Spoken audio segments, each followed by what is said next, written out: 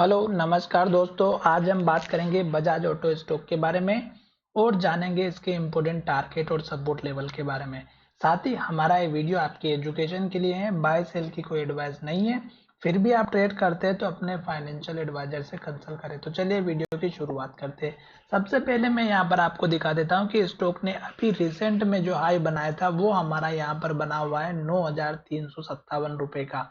और उसके बाद स्टॉक में गिरावट आ रही है। 2-3 दिन स्टॉक लो बनाते हुए नीचे की तरफ जा रहा है, पर आज स्टॉक ने जो लो बनाया है वो हमारा जो पुराना वाला सपोर्ट लेवल था, स्टॉक ने एग्जैक्ट हमारे उस लेवल को सपोर्ट लिया और स्टॉक यहां से हैमर कैंडल बना दिया है। तो अब आपको क्या करना है दोस्तों, पहली बात तो स्टॉक ने हैमर कैंडल बनाई है, तो इस कैंडल के लो के अगर नीचे लो बनाता है तो आपको वेट करना है। दूसरी बात, यहाँ पर भी एक हैमर बनी थी, उसी तरह की हैमर यहाँ पे दूसरे दिन भी बनी, तो आपको केवल और केवल वेट एंड वॉच का काम करना है। क्यों? क्योंकि अगर स्टॉक हमारे इस लेवल को तोड़ेगा तो फिर स्टॉक में यहाँ जाकर के सपोर्ट बनता हुआ नजर आएगा जो 8,650 का है। इस बात का ध्यान रखिएगा। साथ ही स्टॉक अगर आप लॉन्ग टर्म के इन्वेस्टर है दोस्तों तो बहुत अच्छी बात है, क्योंकि स्टॉक अप ट्रेंड में चल रहा है और स्टॉक ने इस लो के बाद स्टॉक ने ऊपर लो बनाया और अब स्टॉक हमारा 1-2 दिन से या 5 दिन से एक रेंज के अंदर ट्रेड कर रहा है। तो जब तक स्टॉक हमारा रेड कैंडल ना बनाए और अगर पॉजिटिव कैंडल बनाएगा तो आपको वेट करना है। जैसे स्टॉक लो को ब्रेकआउट करता है और नीचे की तरफ कंटिन्यू बढ़ता जाता है तो आपको वेट करना है। हो सकता है कि स्टॉक ये जो हैमर कैंडल बनी है ये हमारे लिए कुछ कंफ्यूजन पैदा कर दे। अगर आप के दिन स्टॉक में अगर हम बात करते हैं जो वॉल्यूम और डिलीवरी है उसके बाद अगर हम देखेंगे स्टॉक को तो कुछ हमें अच्छी इंफॉर्मेशन मिलेगी। ठीक है, वैसे भी स्टॉक में अगर आप देखेंगे तो बढ़िया परफॉर्मेंस में है, तो डरने की कोई बात नहीं है, लॉन्ग टर्म वाले भी और शॉर्ट टर्म वाले भी।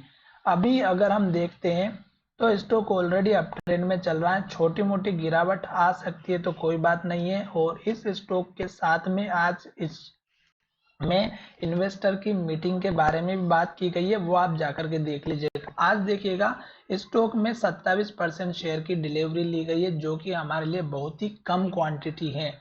यहाँ पर अगर आप देखेंगे तो एनएससी की वेबसाइट पर अगर आप जाकर के देखेंगे तो यहाँ पर 28% की डिलीवरी ली गई है, जिसमें 6 लाख शेयर ट्रेड हुए हैं। तो ये जो 20 से 30% की डिलीवरी का जो वॉल्यूम आता है ये थोड़ा सा कंफ्यूजन कर देता है। क्यों? क्योंकि ये डिलीवरी बहुत कम देखने को मिली है, वॉल्यूम भी ज्यादा नहीं है, तो उसके हिसाब से स्टॉक में थोड़ा सा कंफ्यूजन आ सकता है। आपको हमेशा ध्यान रखना है कि अगर स्टॉक यहाँ से फिर से हाई का ब्रेकआउट करता है और इसके ऊपर क्लोजिंग दे देता है तो आप यहाँ से अपनी एंट्री पोजीशन बना सकते हैं, बाय पोजीशन। साथ ही टारगेट इस कैंडल का हाई रख सकते हैं जो हमारा 9,357 का, एक छोटा टारगेट और भी रख सकते हैं 9,287 रुपए का। स्टॉप लॉस या सपोर्ट लेवल इस कैंडल के लो का ही रखिएगा, जो लोग इंट्राडे में काम करते हैं उनके लिए। स्विंग ट्रेडिंग वालों के लिए भी स्टॉक इसी कैंडल के लो का स्टॉप लॉस रखिएगा, क्योंकि स्टॉक अभी हमारा जो ट्रेंड है उसके हिसाब से अगर काम करेगा तो हमारा जो सपोर्ट लेवल है वो जरूर बनाएगा। और वो सपोर्ट लेवल हमारा एक तो इस कैंडल के हाई के आसपास का 8,547, दूसरा इस कैंडल के हाई के आसपास का जो 8,650 का है। और अगर यहाँ से स्टॉक सपोर्ट लेकर के ऊपर चला जाता है तो ये ब्रेकआउट हो जाएगा और फिर आपको एक नया टारगेट देखने को मिलेगा।